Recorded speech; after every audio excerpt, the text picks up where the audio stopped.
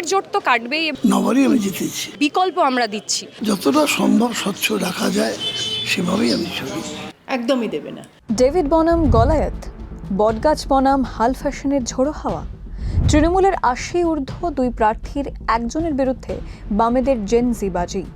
এবার ভোটে নবীন প্রবীণের dual arena Ballygunge.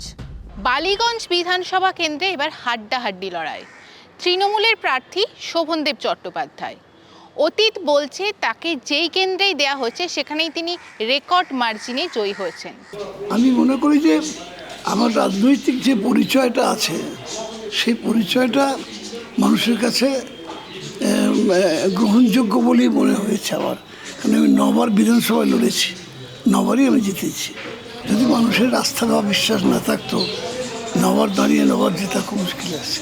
প্রতিপক্ষ হিসাবে রয়েছে বামেদের তরুণ মুখ আফরিন শিল্পী। বামেদের শূন্য হওয়া সত্ত্বেও এই তৃণমূল বিজেপি তাদেরকে মানে সবসময় বামেদেরই ভূত দেখছে। বামেরা শিক্ষা, স্বাস্থ্য, কাজ, রুটি রুজি সেই সমস্ত লড়াই করছে, মানুষের সাথে মানুষের পাশে রয়েছে, লড়াই আন্দোলনের পথে রয়েছে, রাস্তায় নামছে। ফলত এই শূন্যের জোট তো কাটবেই এবং অনেক বেশি পরিমাণে কাটবে এবং মানুষ আস্থা ফেরাচ্ছেন এবং বাকিটা দেখা যাক। অভিজাত পাড়া আর বস্তির সহাবস্থান বালিগঞ্জের ভোটারদের মধ্যে একটা বড় অংশ সংখ্যালঘু।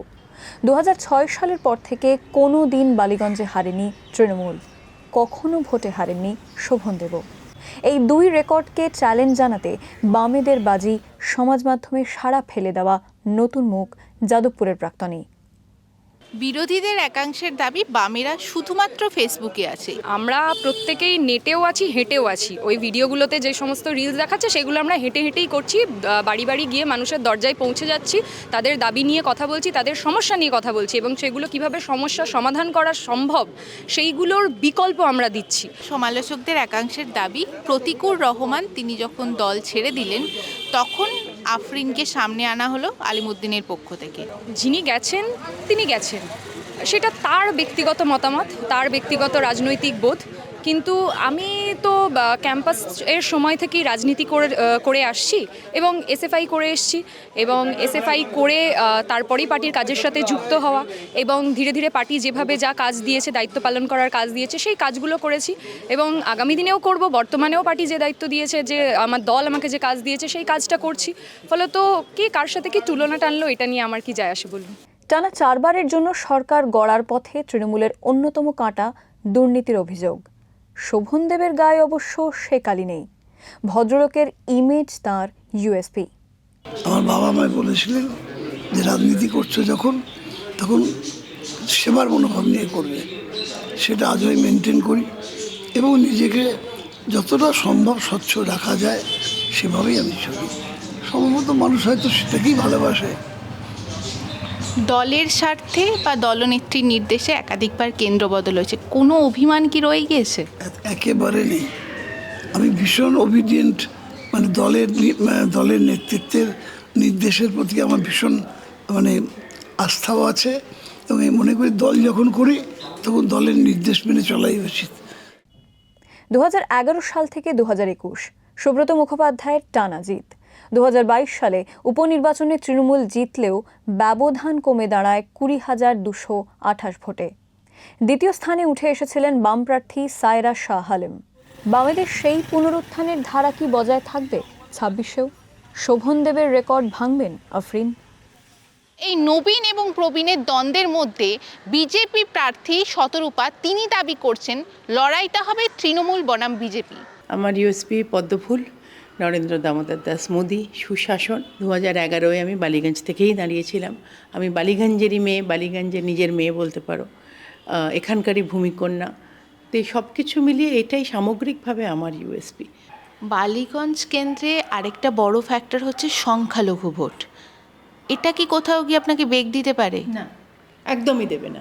অনেক মাইনরিটি এখন, আমরা তো টেলিভিশনে তো আমি যাই এবং অনেকেই এখন ভাবছে যে দেখো সিপিএমকে দিয়ে তাদের কোনো সুবিধে হয়নি এবং 15 বছর যে মমতা ব্যানার্জির ওপর আস্থা রেখে তারা ছিল এতদিন, তারা কিন্তু ওই নিজেরাই বলে যে আমাদের তো মমতা ব্যানার্জি ছেঁড়া চটি করে রেখে দিয়েছে। আমি এটাই তুলে ধরবো যে অন্যান্য রাজ্যে মাইনরিটিরা, মুসলমানরা সম্মানের সঙ্গে বাস করে, মানুষের মর্যাদা পেয়ে বাস করে, এবং সবকা সাথ সবকা বিকাশ সবকা বিশ্বাস আমাদের মূল মন্ত্র। তো আমরা সেইটা নিয়েই আমি যাব। অতীতে বালিগঞ্জের একাধিক বাসিন্দার অভিযোগ ছিল জমা জল নিয়ে। এছাড়াও রাজ্যে এসআইআর চলছে। সব মিলিয়ে বালিগঞ্জের বাসিন্দারা কি বলছেন, কোন কোন বিষয়ে তারা আশ্বাস পেতে চাইছেন? এই বছর বৃষ্টিটাও অনেক হয়েছে, সব জায়গায় জল জমেছে। অনেক ওয়াটার লগিং হয়েছিল, আনএক্সপেক্টেড কারেন্ট চলে যায়, and that is not something we expect. Also basic যে মিউনিসিপ্যালিটি ওয়েস্ট ম্যানেজমেন্টটা তো নেই আমাদের এলাকায়। আমরা বুড়ো মানুষের সঙ্গে যেটুকু করে দিচ্ছে সেটুকু যেন সঠিক হয়। আমরা চাইছি ভালোভাবে থাকবো, চলবো, এই আর কি। সরকার কোনো দেয় না, কোনো সরকার দেয় না, ছাড়ুন। ও আমরা যা করে খাই ফুটপাতে সেটাই ওটা। Whoever comes in power listens to us and actually looks after our problems. 2025 সালের ভোটার তালিকা অনুযায়ী বালিগঞ্জে 2,55,190 ভোটার ছিলেন।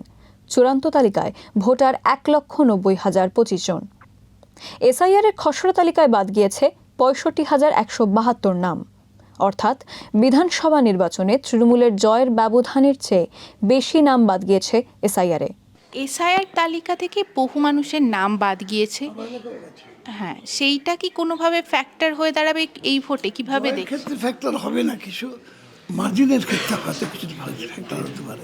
আমার মনে হয় সেটার বালিগঞ্জে খুব বেশি তফাৎ হবে না। বালিগঞ্জ কি শাসকেই আস্থা রাখবে, নাকি এতদিনের ট্র্যাডিশন ভেঙে বিদ্রোহী হয়ে উঠবে? দক্ষিণ কলকাতার বিধানসভা কি লালেই ফিরে যাবে, নাকি গেরুয়া ঝড় উঠবে?